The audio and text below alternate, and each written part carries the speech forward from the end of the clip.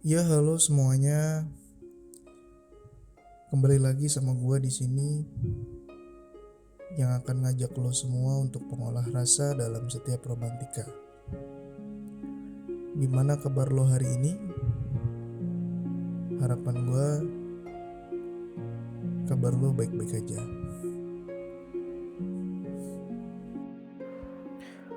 Oke, sebelumnya untuk ngawalin diskusi kita kali ini, boleh gak gua nanya ke kalian? Pernah gak kalian berada di posisi terendah di saat kalian merasa sedang patah? Saking patahnya, bahkan kalian itu gak percaya diri sama sekali setelah mungkin ditempa oleh suatu peristiwa yang memaksa jiwa-jiwa kalian itu untuk mengkrisiskan kepercayaan dirinya. Jadi bahkan sampai diri lu sendiri aja udah gak percaya diri sama diri lu. Pernah gak kayak gitu? Gue yakin sih setiap orang pernah berada di fase itu ya. Begitu juga lu, gue. Tapi coba deh lu ingat-ingat momen itu. Bayangin momen-momen di saat lu benar-benar patah dan kecewa. Momen-momen ketika kalian ngerasa sedih, susah, terpuruk, dan lain-lain. Di saat yang bener-bener mematahkan semangat lo, sampai bener-bener ngebuat lo tuh males kayak ngelakuin apa-apa. Dan bahkan ketika lo sadar buat bangkit, gue pengen bangkit tapi kayak susah banget gitu. Bahkan kalau misalnya orang bilang tuh kayak hidup segan mati pun tak mau.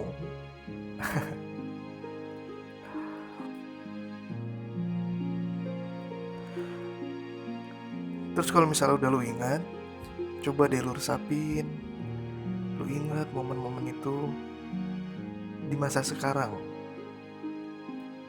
Jadi ketika lu nginget momen itu, terus lu ingat di masa sekarang, dan ketika lu lihat hal itu di masa sekarang, apa respon lu? Lucu kah? Atau wah gila pahit banget sih waktu itu? Atau gimana?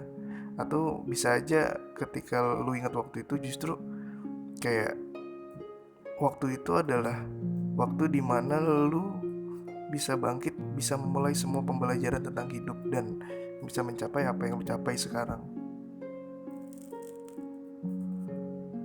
Tentunya untuk memulai hidup yang lebih baik dan lebih baik lagi pastinya. Mungkin aja di antara kalian pasti responnya berbeda-beda ya kan?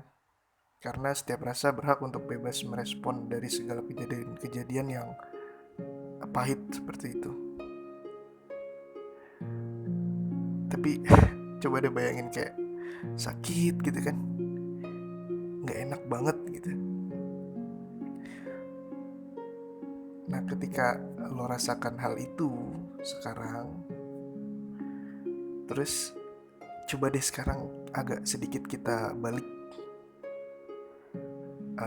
Di sini kita belajar untuk memandang dari perspektif lain gitu, kayak dari perspektif orang-orang yang ada di lingkungan lu, orang-orang terdekat, kerabat ataupun siapapun itu. Lalu kita coba menganalisa dan coba merasakan kalau misalnya kita menjadi dia yang saat ini sedang merasa patah, merasa berada di titik terendahnya.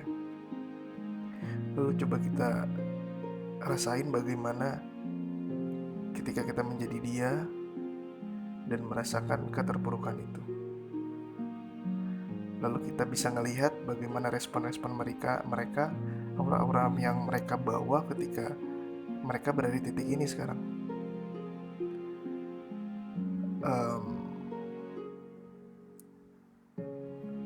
Sekalipun lo gak pernah berpikir demikian atau gak bisa mikir demikian, gue rasa menurut gue setiap orang pernah mengalami hal-hal yang sama seperti kita kala itu, dimana kita berada di titik terendah. Karena gue yakin bahwa setiap jiwa itu memiliki rasa-rasa yang berbeda-beda, dan basically rasa yang kita punya itu semuanya sama. Atau gini, pernah nggak kalian mikirin bahwa setiap rasa itu bisa kita cipta? Pernah nggak? Kayak sebenarnya lu bisa menciptakan suatu rasa yang ingin lu rasakan saat itu. Lu bisa bahagia seketika saat itu, lu bisa susah saat itu, bisa senang saat itu, tergantung bagaimana lu membawa rasa itu. Pernah gak sih kepikiran kayak gitu? Atau mungkin ada di antara kalian yang pernah mencoba dan menciptakan rasa itu gitu. Gue yakin sih di antara kalian pasti ada ya yang udah berhasil, dan bisa dibilang lu bisa menciptakan rasa sesuai apa yang lu inginkan saat ini. Dan bahagianya buat orang-orang kayak gitu adalah, menurut gue, orang-orang yang udah berhasil menciptakan rasanya dia sendiri itu adalah orang-orang yang berhasil dengan berdamai dengan dirinya dia sendiri. Jadi ya dia orang-orang yang gak bakalan segalau itu dan segelisah itu ketika mendapatkan apapun itu, karena kepahitan itu pun bisa gue respon dengan kebahagiaan gitu, dan kebahagiaan pun bisa lo respon dengan kesedihan, tergantung mood lo waktu itu, tergantung lo pengennya nyiptain seperti apa. Nah, buat kalian semua yang belum tahu, kalian semua tahu gak sih kalau rasakan senang, bahagia, susah, sedih, dan lain sebagainya itu bisa kita ciptain. Sesimpel ketika sekarang gini, coba lu inget agenda lu liburan di minggu depan atau kapanpun itu yang terdekat. Lalu lu bayangin gak, gue pengen liburan kesini, gue pengen datang ke sini, gue akan ngelakuin hal-hal seperti ini di sana, dan gue nggak sendirian, gue bersama orang-orang tersayang, melakukan banyak hal untuk menumbuhkan rasa cinta dan rasa-rasa yang benar-benar bahagia banget. Coba deh lu rasain, bisa kan? Indah banget ya, seru banget ketika nanti, anjir, di minggu depan gue bakalan ngelakuin hal ini sama orang-orang ini udah gue nantikan banget. Itu lu membayangkan sekarang aja udah seneng banget gitu. Nah, itu lu bisa menciptakan senang. Lalu sekarang misalnya sedih, ya oke, kita lupakan tentang senang tadi. Sekarang coba lu bayangin ketika lu harus dipaksa untuk kehilangan orang-orang terkasih. Buat para jomblo-jomblo, coba lu inget nih kemarin pas lu lagi ditinggalin sama pasangan lu. Dan sekarang dengan pandemi seperti ini, coba lu bayangin ketika lu harus dirumahkan dari kantor, dan lu yang mungkin mempunyai hewan peliharaan atau barang-barang yang mungkin lu jaga baik-baik. Coba bayangin kalau misalnya ketika lu kehilangan atau ditinggal oleh barang-barang itu, kayak gila, peribad parah. Bahkan kayak lu mungkin bisa beranggapan bahwa lu gak tahu gimana rasanya kalau misalnya lu hidup tanpa dia, tanpa benda itu atau mereka semuanya. Coba bayangin, coba kerasa kan ya? Nah, di sini ini gue jelasin bahwa kita semua tuh punya rasa, dan kita semua bisa menciptakan rasa itu sendiri. Ingat poin itu. Sekali lagi, kita semua itu mempunyai rasa, dan kita semua bisa menciptakan rasa itu sendiri. Nah, poin gue di sini adalah, coba kita balik lagi ke sudut pandang kita seperti sudut pandang orang lain. Posisikan diri kita sebagaimana kita menjadi orang lain. Ambil sampel ketika lu menjadi siapapun itu, bokap lu, atau pacar lo, atau teman lo, pokoknya orang-orang terdekat lo. Coba lu bayangin kalau misal lu jadi mereka. Coba di posisi dia, seperti apa respon kita ketika kita berada di titik terendah tadi, kembali di awal. Nah, harusnya setelah kita bisa membayangkan dan merasakan itu, kita udah bisa menyadari bahwa setiap rasa itu bukan punya kita aja. Bukan hanya kita yang mempunyai rasa. Dan bukan cuma kita yang bisa menciptakan rasa. Bukan cuma kita aja yang bisa bersedih, gelisah, bahagia, dan lain-lain. Aku, gue, lo, dia, mereka semua mempunyai rasa yang sama. Bisa merasakan semuanya, karena setiap jiwa mempunyai rasa.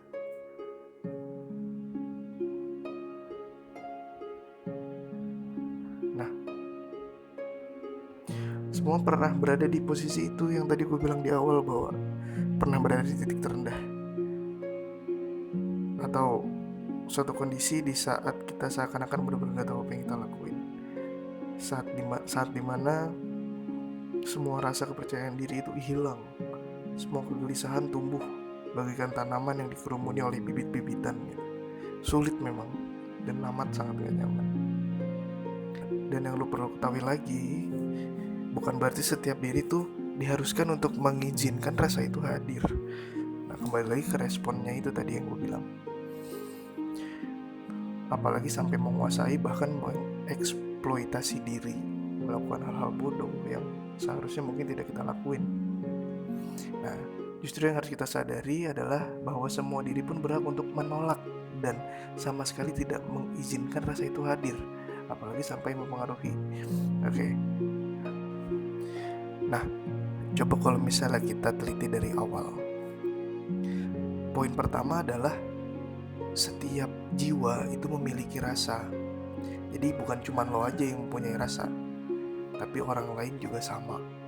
Dia, mereka, kita sama memiliki rasa. Dan yang poin kedua adalah untuk diri kita sendiri, kita bisa merespon rasa-rasa itu. Bagaimana aura yang akan keluar dari diri kita adalah cerminan sempurna dari pilihan-pilihan rasa yang lo izinkan untuk hadir saat itu. Nah, poin ketiga, bukan berarti lo mengizinkan rasa itu hadir, lo mengizinkan diri lo untuk menimbulkan rasa itu hadir di dalam diri lo untuk menguasai, bahkan sampai mengeksploitasi diri yang efeknya lu bakalan ngelakuin hal-hal yang mungkin nggak seharusnya lu lakuin, bahkan sampai lu menyiksa diri lu sendiri, melakukan hal-hal bodoh yang nggak banget sih kayaknya gitu ya. Nah, yang harus kita semua sadari adalah bahwa setiap diri itu berhak untuk menolak dan bahkan sama sekali tidak mengizinkan rasa itu hadir, apalagi sampai mempengaruhi. Itu untuk diri kita sendiri. Nah, lalu respon kita kepada orang lain yang merasakan hal itu apa? Lalu bijaksananya seperti apa? Menurut gua, perilaku bijaksananya adalah ketika kita akan melakukan suatu hal, ketika kita akan bertindak dalam suatu hal yang nantinya mungkin akan berkaitan dengan orang banyak dan mungkin membuat banyak respon dari orang-orang di sekitar lu, baik dari lingkungan terdekat keluarga, pertemanan, dunia kerja, kampus, atau lain sebagainya. Akan lebih bijak ketika kita bisa berpikir kalau bagaimana kita berada di posisi orang itu, seperti apa respon kita ketika kita ada di posisi dia. Gini, mungkin ada satu waktu di mana orang berperilaku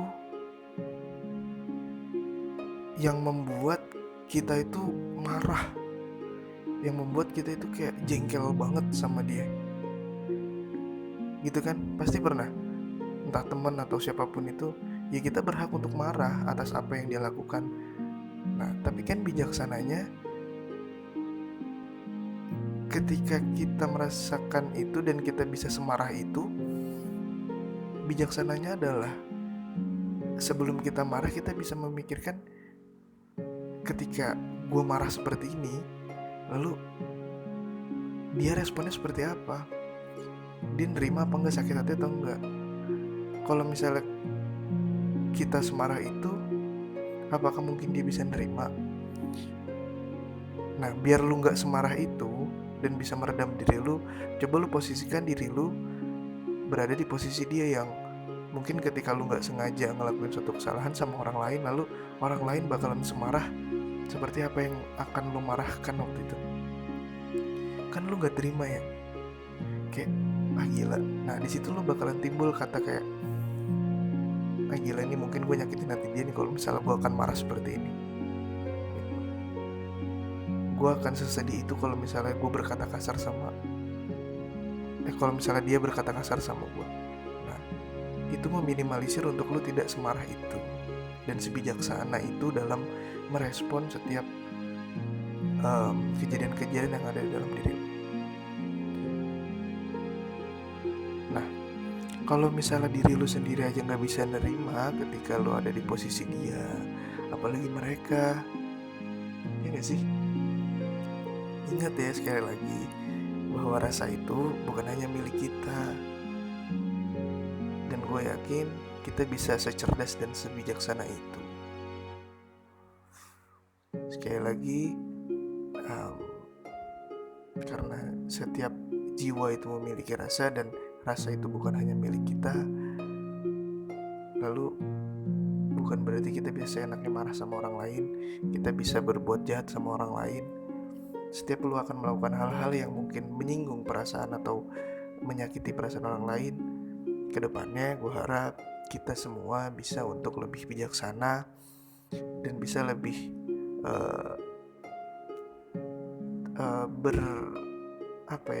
berbicara yang lebih baik. Karena menurut gue marah itu gak selamanya lu harus berkata kasar dan teriak-teriak.